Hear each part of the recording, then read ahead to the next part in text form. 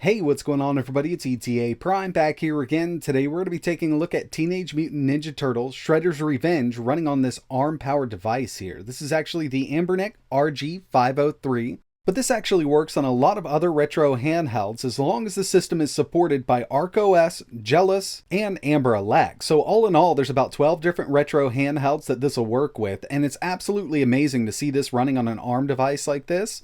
Definitely a great beat 'em up. I did a video of it running on the Steam Deck the day it released, but to see it running on these ARM-based retro handhelds is pretty awesome. Now, it's not a super hard game to run, but it did need to be ported over.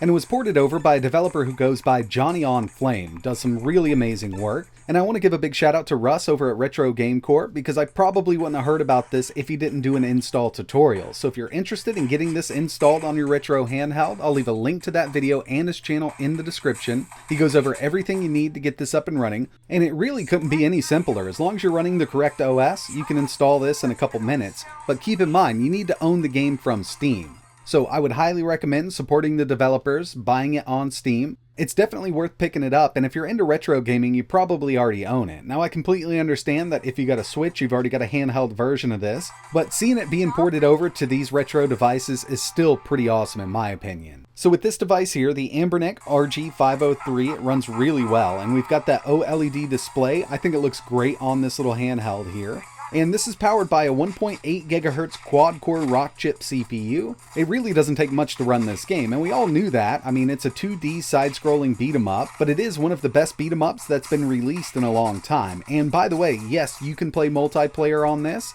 If you connect a Bluetooth controller or a wired controller, you can have two people playing. And with something like the RG503, we do have HDMI out, and that's something I actually wanted to test. And we will take a look at that in a second, but overall this game has been performing really well on this device, and it's great to see a modern retro game come into these retro handhelds.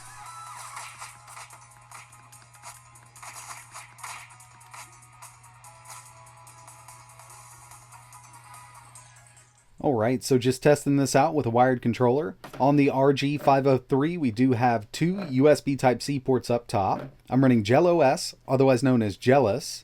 And to tell you the truth, I haven't tested HDMI out with this operating system, but obviously it's working. It detected my wired controller. I'll go ahead and just go through the setup process real quick. And we'll head over here to ports, and this is going to be using Port Master to run it. Takes a little bit to load,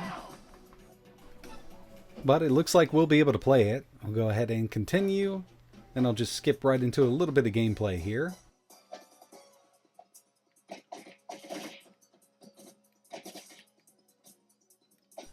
So far, so good. Everything's working really well. I mean, the game is running at full speed. Looks pretty good here. I mean, it's a pixel-based game. There's not much that can go wrong here.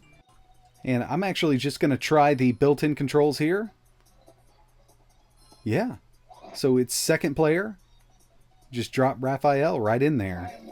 And if I plugged in another controller to the other USB port, I'm sure I could get an extra player up.